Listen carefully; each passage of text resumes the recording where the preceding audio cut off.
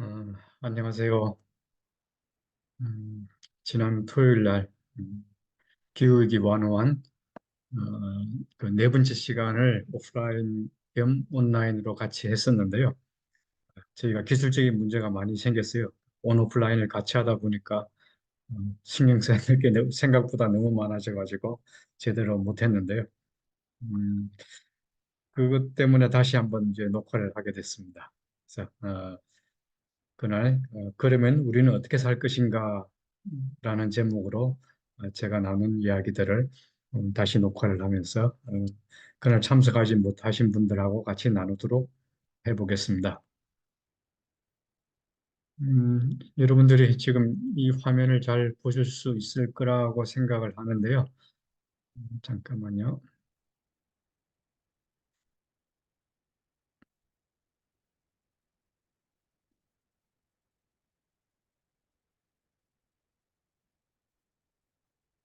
예, 먼저 시작하면서 이 그래프를 먼저 보여드리겠습니다. 우리 홈페이지에 오시면 이 그래프를 보실 수가 있고요.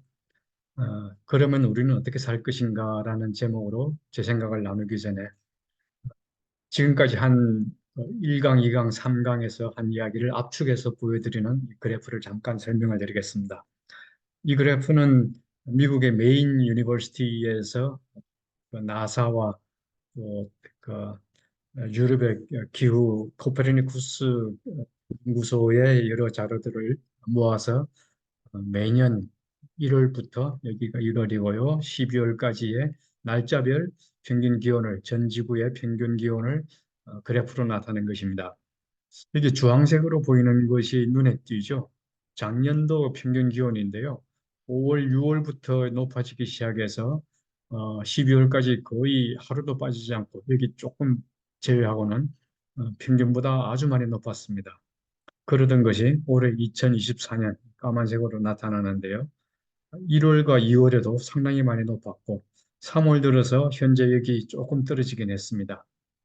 그렇지만 여전히 작년 그래프와 비교해 보면 여전히 많이 높은 상태입니다. 이게 우리가 처한 현실이고요. 자, 그러면 우리가 어떻게 살아야 될 것인지를 한번 고민해 보도록 하겠습니다. 자, 이 그림 보기 좋으시죠?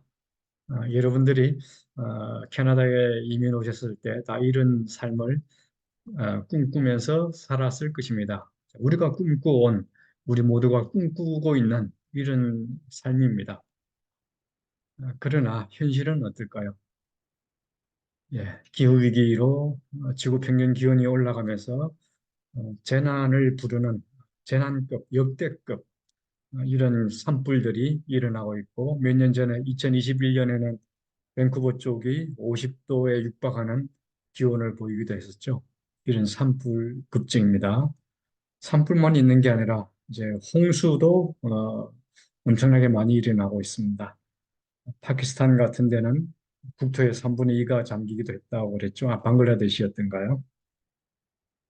이런 기후변화가 만들 세상은 여러분들 다 보신 사진이겠지만 이런 어, 가지지 못한 국가, 저개발 국가와 그곳에 살고 있는 사람들에게 이런 난민으로 갈 수밖에 없는 내몰리게 만드는 결과를 초래합니다. 이게 기후변화가 만들 세상의 가장 위험하고 무서운 현실입니다. 어, 스톰이 많이 온다거나 좀 더 더위가 많이 온다거나 하는 게 사실 우리 목숨을 위협하는 경우는 별로 없습니다. 특히 선진국에 사는 저희들로서는요. 그렇지만 선진국에 살지 못하는 대다수의 전 세계 우리 전 세계인들은 먹을 게 없어서 또는 농사를 지을 수가 없어서 도시에서도 살 수가 없어서 다른 선진국을 향해서 음, 대탈출을 감행해야 되는 이런 뼈아픈 가슴 아픈 일들이 눈앞에 닥치고 있습니다. 이들이 몰려들면 어떻게 될까요? 물론 이 사진은 기후난민으로 인한 사진은 아니고요. 2022년 8월 달에 찍힌 샌프란시스코의 사진입니다. 홈리스가 많기로 유명한 도시죠. 이들이 이렇게 홈리스들이 많아지는 것은 저소득층들에 대한 서포트가 제대로 되지 않기 때문입니다. 난민이 몰려들게 되면은 그 많은 난민들을 케어할 수 있는 여력이 부족해집니다. 그러면 또 상당수가 이렇게 홈리스로 내몰리게 되고 이들이 머무는 곳은 정말 쉽게 지나가기가 편하지가 않을 겁니다. 지금 이미 토론토만 해도 영핀치 쪽에 난민 쉘터가 있고 하니까 여성분들 중에 제가 그런 얘기를 좀 들었지만 요즘 영핀치 쪽을 산책하기가 좀 무서워진다. 홈리스들이 너무 많다 하는 난민들이 또 길거리에서 배회하니까 좀 무섭다 이런 얘기를 들은 것 같습니다. 이런 일들이 이제 너무나 일상이 되어버릴 겁니다. 이런 게 일상이 되는 세상을 우리 아이들은 살아야 될 겁니다. 이게 기후위기의 무서운 점입니다. 기후변화가 만드는 세상을 보면 난민이 넘쳐나는 세상이 될 겁니다. 현재 전 세계에서 난민을 많이 수용한 나라 탑 10을 보면은 유럽이 좀 있고, 그다음 중동에서도 많이 수용하고 있고, 터키가 튀르키예라고 그러죠. 370만 명으로 제일 많이 있습니다. 이런 여러 나라들에게 난민이 몰려들게 되고 사회 불안이 가중될 것입니다. 현재 전 세계 난민 수는 2,500만 명이라고 하는데 대부분 전쟁이나 기아 이런 것들로 인해서 생기는 난민이지만 앞으로 기후 위기로 생기는 난민은 몇억 명을 쉽게 넘어갈 겁니다. 10억 명을 또 쉽게 넘어갈 수도 있습니다. 그들이 어디로 가겠습니까? 그런 난민을 발생시키고 재난을 발생시키는 그 이유는 우리가 지금까지 배웠듯이 이산화탄소, 온실가스, 이산화탄소를 중심으로 한 온실가스를 그동안 꾸준히 만들어내 왔기 때문입니다. 여기 그래프를 보시면 1990년도부터 2019년까지 탄소 배출을 한 결과를 보여주고 있습니다. 이 파란색으로 되어 있는 부분이 화석연료를 사용함으로 석유나 석탄, 천연가스 같은 화석연료를 사용함으로 발생하는 이산화탄소입니다. 그 다음 주황색으로 표시된 이 부분은 11%죠. 토지 사용의 변화, 그러니까 숲을 불태우거나 개간을 하거나 이런 것들로 인해서 발생된 어, 숲이 흡수해야 될 이산화탄소를 흡수하지 못하게 됨으로 인해서 생긴 어, 이산화탄소의 양입니다. 그 다음 이게 주홍색으로 표시된 이 부분은 메탄이라고 되어 있죠. 우리 메탄은 어디서 나오는지 여러분들 다 아시죠? 뭐 우리 집에서 저도 메탄을 뿜어내는데요. 속이 안 좋을 때 뒤로 나오는 게 메탄 가스입니다. 제일 많이 배출하는 동물이 지금 현재 지구상에서는 소라고 합니다. 우리가 소고기를 좋아하기 때문에 맛있잖아요. 그 맛있는 소고기를 먹으려고 수요가 많아지니까 공급인 농업 쪽에서는 더 많은 목축을 하게 되고 더 많은 소를 키우다 보니 소들의 트림과 방귀와 또 배변에서 발생되는 메탄가스가 이렇게 많아진 겁니다. 그 외에 이제 질소산화물이나 불화가스 이런 쪽으로는 어, 큰 양은 아니지만 우리가 만드는 전자제품이나 이런 것들을 만들어낼 때 생성되는 그런 기체가 되겠습니다. 이런 그 기체들이 전부 온실가스로 통칭됩니다. 이산화탄소뿐 아니라 메탄이나 질소산화물, 불화가스 계열 이런 것들이 전부 온실가스로 표현이 됩니다. 자, 퀴즈를 드리겠습니다. 이 온라인으로 계신 분한테는 제가 선물을 드리기가 어려운데요. 아무튼 현장에 계신 분들한테 퀴즈를 해서 선물을 한 분 드렸습니다. 그래도 한번 맞춰보시면 좋겠습니다. 2024년 3월 14일 현재 전 세계 이산화탄소 농도는 어느 정도일까요? 자, A, B, C, D, E. 270, 350, 400, 425, 800. 한번 마음속으로 한번 어, 답을 말씀해 보시죠. 예. 자, 그러면 알려드리겠습니다. 네, 현재 3월 14일 현재 425.56입니다. D가 정답이었죠. 여기 보시면 이 이산화탄소 측정한 그래프인데요. 2014년부터 2024년까지 꾸준히 측정해 오고 있고요. 어, 여기에 색깔별로 여러 가지 다른 것들이 있는데 먼저 이렇게 오르락내리락 하는 게 매년 올라갔다 내려갔다 이산화탄소 농도가 짙어졌다가 옅어졌다, 짙어졌다, 옅어졌다 이렇게 쌓인 파처럼 왔다 갔다 하게 되는데요. 그 이유는 가을부터 겨울이 되면은 이산화탄소를 흡수하던 식물들이 다 누렇게 말라 죽거나 또 들판의 작물들이 수확되면서 더 이상 광합성을 하지 못하게 됩니다. 그러면 이산화탄소 농도가 올라가겠죠. 대륙의 대부분이 어, 적도 북쪽에 있으니까 보통 봄부터 여름 초가을까지는 이산화탄소 농도가 내려갑니다. 그러다가 가을부터 겨울까지는 쭉 올라가서 2월, 3월, 4월, 5월까지 이산화탄소 농도는 올라갑니다. 그래서 사인 웨이브를 그리고요. 이 색깔이 여러 개 있는 것은 측정하는 방법이나 측정하는 연구소 또는 위치에 따라 좀 다른 것을 나타내고요. 특히 빨간색을 보시면 마우나로아라는 하와이에 있는 마우나로아 화산섬에 있습니다. 그 섬에서 측정한 농도이고요.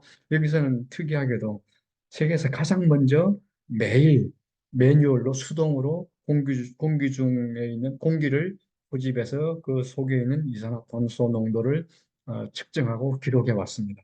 정말 대단한 연구입니다. 이 연구소에서는 하는 게 없어요. 그냥 아침에 일어나서 어떤 측정 도구, 빈 컵이죠. 밖에 나가서 공기 이렇게 모아가지고 연구실로 가져와서 그 속에 있는 이산화탄소 농도 측정해서 기록하고 점심 때하고 저녁 때하고 하루에 두세 번씩 이렇게 기록한 데이터들을 모아온 겁니다. 참 대단한 연구입니다. 그리고 다른 파란색이나 또 노란색, 까만색은 뭐 지역이나 연구소에 따라 다른 거지만 이들을 평균 내 봤을 때 어, 직선으로 이렇게 오른쪽으로 올라가는 걸 봅니다. 그래서 현재 2024년일 때는 425 ppm까지 올라가 있을 겁니다. 1년 전에 비하면 5 ppm이 올라가 있습니다. 그죠? 1년 전에 비해서 420이었는데 425로 올라갔습니다. 1.25, 1년에 5.26 ppm이 올라가고 이는 1.25%가 올라갑니다.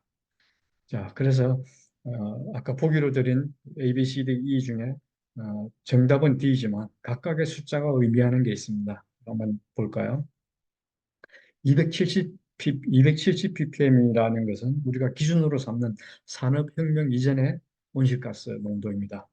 270 ppm이었는데 지금 100년이 좀 지나는 동안에 425가 올라갔죠. 그래서 어, 참 안타까운 현실입니다. 거의 50% 이상 증가했습니다. 그다음 350 ppm은 뭘까요? 이거는 1.5도 한계치인데요. 350 ppm으로 유지를 하면은 지구 평균 기온을 1.5도 내에서 응도할 수 있다 하는 과학자들의 연구 결과를 이제 표시하는 거고요. 그래서 토론토에는 350.org, 350.org, 350.org라는 환경단체도 있습니다. 그 웹사이트 들어가 보시면 있고요. 350.org 이렇게 찾아주실 수 있습니다. 400ppm은 이제 어떤 걸까요? 예, 2013년에 드디어 400을 돌파했습니다. 그리고 425는 올해 3월 수치고요. 800은 뭘까요? 굉장히 높은 숫자 같죠? 지금 추세대로 우리가 이산화탄소를 배출한다면 2100년경에 배출 이산화탄소 농도가 이 정도 될 것입니다. 어마어마한 숫자가 될 것 같습니다.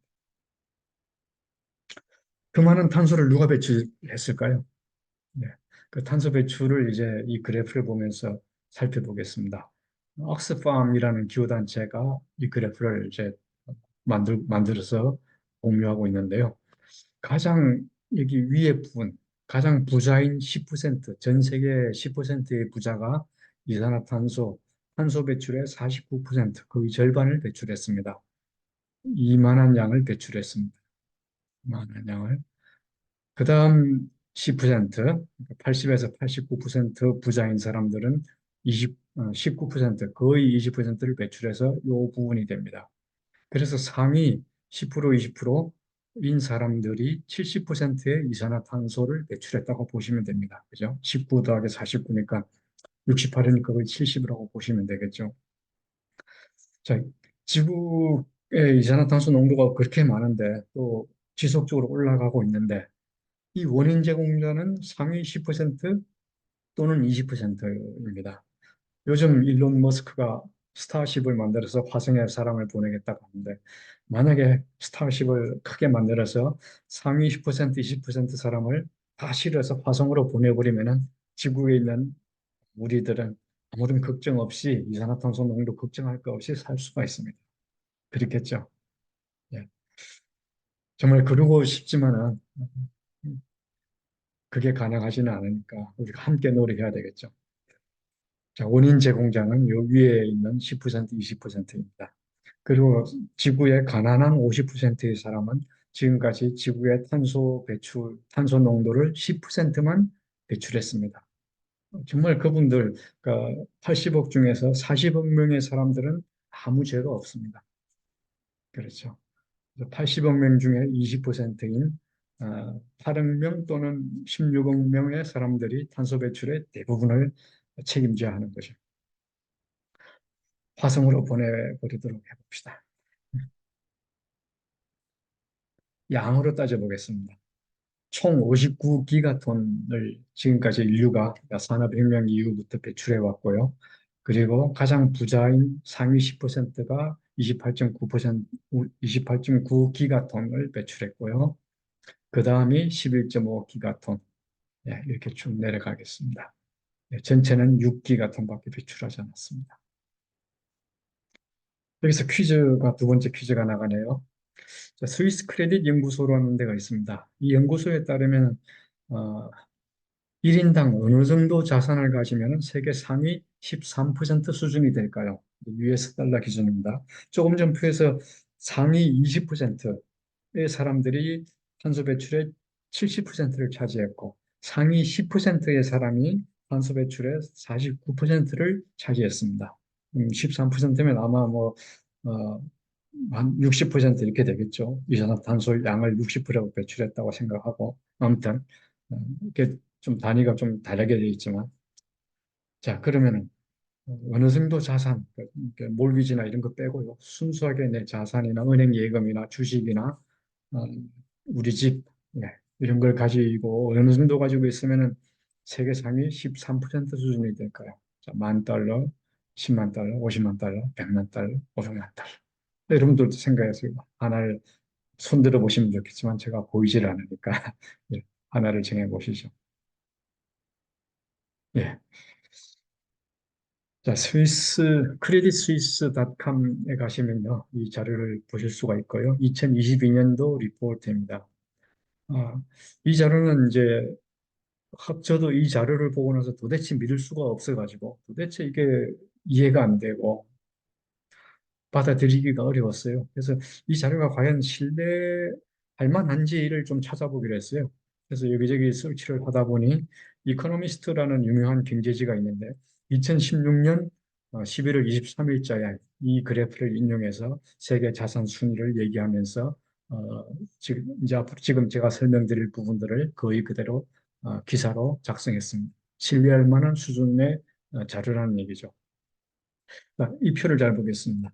맨 위에 이게 파란색으로 되어 있는 이 부분, US 달러 1만 달러 이상이면은 상위 1.2%가 됩니다. 상위 1.2%. 잠깐만요. 예, 여기 1.2%가 보이죠? 성인 1인당이 US 1만 달러면 1.2%. 자, 그러면은 11.8%가 다음에 있죠. 그래서 1.2랑 합치면 거의 13%가 됩니다. 그래서 제가 13%로 끊었고요. 여기 US 달러 10만 불에서 100만 불 사이가 이 사이에 해당이 됩니다. 여러분들 자산이 10만 불 있으면 세계 상위 13%에 들어갑니다. 물론 이제 1인당이기 때문에 부부 합산으로 치면 20만 불 정도 되겠죠. US 달러. 몰기지 빼고 이거 빼고 뭐 자기 자산이 자동차 뭐 이런 거 해서 US 달러 10만 불, 부부일 경우에 20만 불 정도면 세계 상위 20%. 놀랍지 않습니까? 믿어지십니까? 축하드립니다. 여러분들은 세계 상위 10%에 들어갈 겁니다. 예.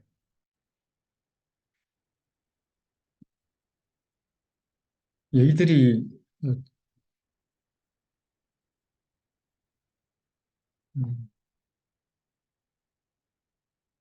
예, 이 사람들이 소유한 자산을 한번 보도록 하겠습니다.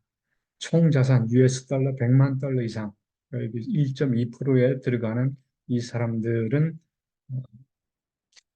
전 세계 상위 1.2%의 부자이고 6,250만 명으로 집계가 되고 있고요. 전 세계 부의 47.8%를 점유하고 있습니다. 그리고 2019년에는 43.9%였는데 좀 더 늘어났죠, 그죠? 이게 2016년 자료니까, 2022년 자료니까 좀 더 늘어났습니다. 빈부격차가 심해지고 있다는 얘기죠. US 10만에서 100만 달러, 두 번째 레벨에 속하는 분, 상위 11% 부자고 6억 2,700만 명이고 전 세계 부의 38.1%. 그 상위 13%의 사람이 전 세계 부의 80%를 점유하고 있는 엄청난 빈부격차의 지구촌입니다.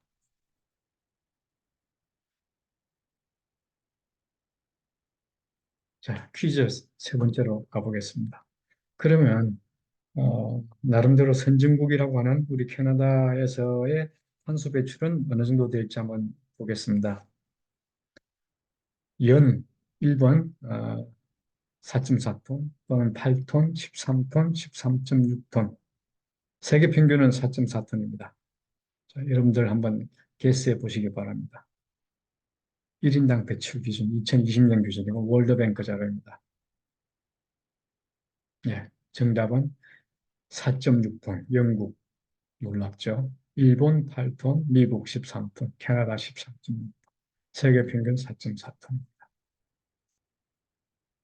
자, 그럼 온타리오를 한번 살펴보겠습니다. 우리는 온타리오에 살고 있습니다.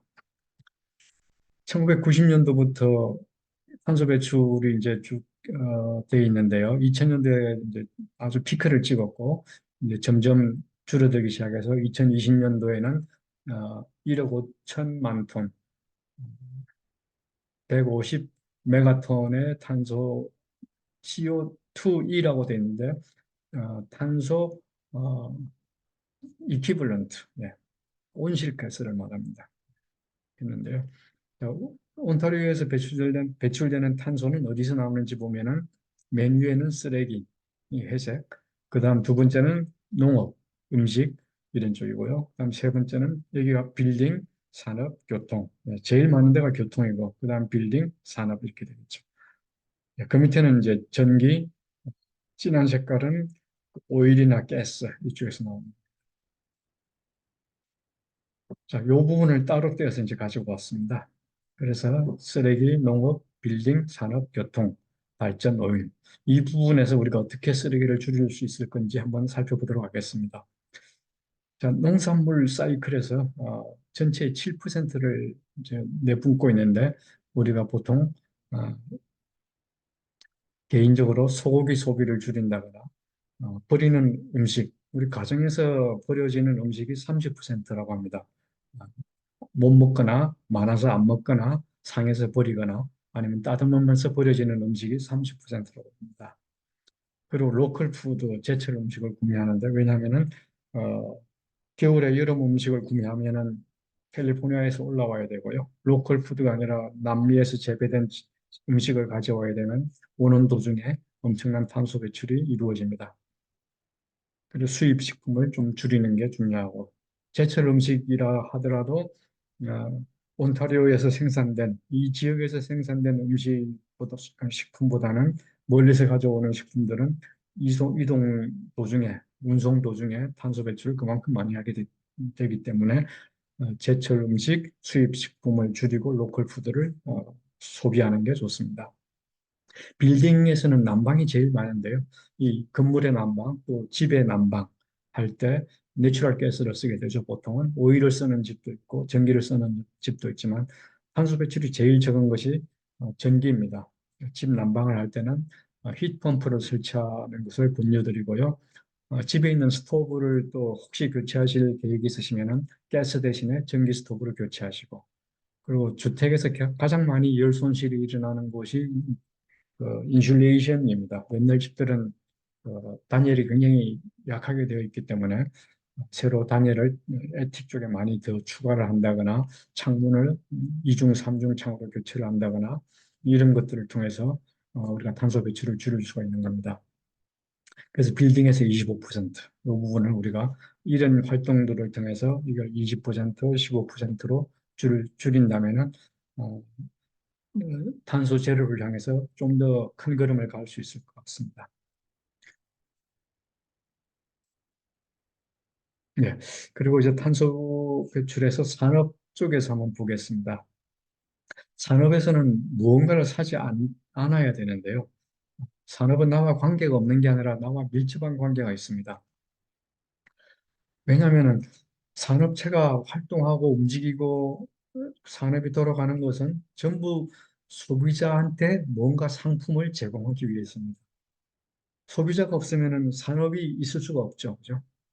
그래서 산업에서 발생되는 이산화탄소를 줄이기 위해서는 지금 이 몇 가지의 것들을 우리가 실천하면 될 것 같습니다. 어, 5R, refuse, 사는 것을 거절하고, 꼭 사야 되면 reduce, 조금 사고, 산 것은 reuse하고, 버릴 때는 recycle하고, 그러다 안 되는 것은 rot을 썩는 것까지 생각해서 물건을 구매해서 구입하자, 이런 것들이고요. 어, 가정집에서는 리노베이션 할 때 굉장히 많은 건축 자재를 쓰게 되는데, 건축 자재를 만드는 데서 탄소 배출이 많이 됩니다.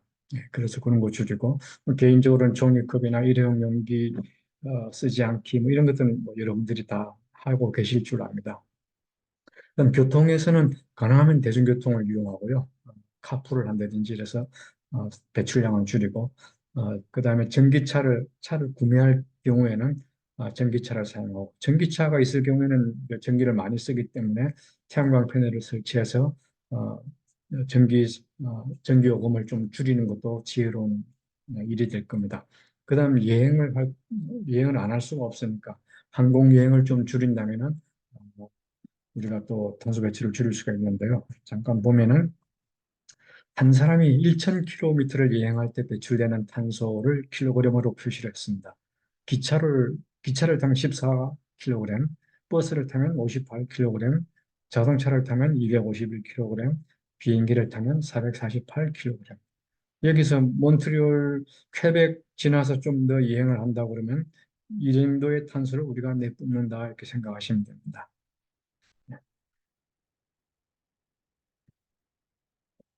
전기를 한번 보죠. 이 전기료는 굉장히 적은 양인데요. 우리가 전기를 줄이는 건 뭐 다른 것도 가능하고 LED 전등을 쓴다든지 등을 하나 끈다든지 하는 것도 의미 있는 일이지만 전기에서는 탄소 배출이 온타리오에서는 그다지 많지 않습니다. 다만 이제 요즘 어, 구글이나 뭐 이런 각종 대형 IT 기업들이 있는데 그 기업들은 클라우드 서비스를 독자들한테 제공하면서 엄청난 에너지를 소모합니다. 그래서 우리 이메일이나 카톡에 있는 파일들을 수시로 좀 지우고 없애고 해서 우리가 가진 보유하고 있는 파일을 좀 줄인다면은 역시 탄소 배출을 줄이는 데 도움을 줄 수가 있을 것 같고요. 콘도에 사시는 분들은 세대별로 미터기를 설치하도록 요구하시면 좋을 것 같습니다. 콘도 이사에는 입주자 대표들이잖아요. 그분들에게 요구를 하고 또 동조하는 콘도 거주자들끼리 서로 함께 힘을 모아서 이사회에 요구를 하고 그래도 안 될 경우에는 본인이 직접 이사회 보드 멤버로 들어가서 그것도 요청을 하고 할 수가 있습니다. 토론토 같은 경우에는 스윗 미터링 프로그램이라는 걸 제공해주고 있습니다. 그래서 콘도가 세대별로 미터기를 따로 달 수 있는 서비스를 제공해주고 있습니다. 물론 비용이 좀 들겠지만요. 이렇게 해서 우리가 탄소 배출을 이제 2030년까지 40%를 줄여야 합니다. 지금까지 이렇게 배출되고 있는데요. 어떻게 줄일 수 있을까요? 조금 전에 개인적으로 할 수 있는 일들을 얘기했지만 이제는 함께 연대해서 정부를 압박하고 선거 때 기후의제를 우선순위로 올릴 수 있도록 그 후보자들에게 기후 문제를 계속 푸시를 해줘야 됩니다. 그리고 정부를 압박하는 내용에서는 로컬 푸드 농부들이나 로컬 푸드를 생산하는 농부들이나 유기농 업체를 지원할 수 있도록 정부를 푸시하고 빌딩 효율을 높이도록 규제를 강화하도록 또 푸시를 하고 최근에 우리가 어, 그 청원에 동참을 했지만 도로 건설 4.13 고속도로 건설 대신에 대중교통을 지원하도록 서포트하고 푸시하고 그다음 전기차 보조금, 태양광 보조금을 높이는 것과 동시에 공급업체들과 건축업체가 지나치게 어, 이익을 챙겨가지 못하도록 그쪽에 좀 더 정밀한 감시의 눈을 정부에서 어, 뜨고 있어야 되겠죠. 온타리오의 전기를 잠깐 한번 보면요. 온타리오가 왜 전기 쪽에서 이산화탄소 배출이 적으냐면은 59%가 원자력 발전소고요. 24%가 수력이고 8%가 풍력, 7%가 천연가스, 나머지는 태양광과 바이오매스, 석유 이런 것들입니다. 그러다 보니 이산화탄소 배출은 이 부분에서만 나오는 거죠. 근데 실제 가동되는 것들은 주로 이 부분이 많이 가동이 되고 이 부분은 필요할 때만 조금씩 가동을 합니다. 그래서 이산화탄소 배출은 그렇게 많이 안 하는 부분인데 문제는 원자력이 너무 많다는 거고 여기다가 더해서 원자력을 또 더 늘리겠다는 겁니다. 전 세계적으로 봤을 때 풍력과 태양광이 그 종합 그리드 전력망에서 40%까지 올라가도 전혀 문제가 없다고 봅니다. 그래서 세계적으로 가장 싼 전력이 된 풍력과 태양광 발전을 더 늘려가지고 원자력 비중을 줄이고 또 수력도 좀 더 늘리고 해서 탄소 배출이 적은 또는 없는 그런 전력망을 우리 온타리오는 가질 수가 있습니다. 그래서 시위와 청원으로 정부와 기업을 압박하고 투표로 꼭 참여해서 기후 문제를 우선시하는 후보와 정당에게 투표를 해야 됩니다. 그리고 시간이 많이 지났지만 생물 다양성과 건강한 생태계를 위해서 도시에서는 낙엽을 어, 다 걷어서 모아서 버리지 말고 잔디깎기로 갈아서 잔디 위에 뿌려두거나 한 군데 모아 두어서 퇴비로 만드는 것도 좋습니다. 또 낙엽 일부를 마당 한 켠에 쌓아두면은 그 속에서 벌레들이 겨울을 나게 됩니다. 그래서 벌레들의 다양성이 좀 더 보존이 되고 또 개체수도 늘어났을 때 생태계가 좀 더 건강해지겠죠. 봄철에는 그 낙엽을 바로 버리지 말고 5월 중순쯤까지 기다렸다가 벌레들이 나온 뒤에 치우고 또 민들레꽃은 처음 피는 도시의 꽃입니다. 벌의 아침 식사가 되는 거죠. 그걸 바로 캐서 없애기 전에 꽃이 다른 꽃이 피기까지는 민들레를 조금 두시는 것도 벌레들에게 굉장히 도움이 될 것입니다. 네, 그 외 다른 이런 내용들은 여러분들이 보시면 될 것 같고요. 예, 그래서 생태계 망연대는 희망을 말하기 전에 행동해야 하고요. 행동하지 않으면 희망이 없습니다. 예, 저희와 함께 걸어가 주시면 대단히 감사하겠습니다. 고맙습니다. 네, 좋은 하루 되시고요.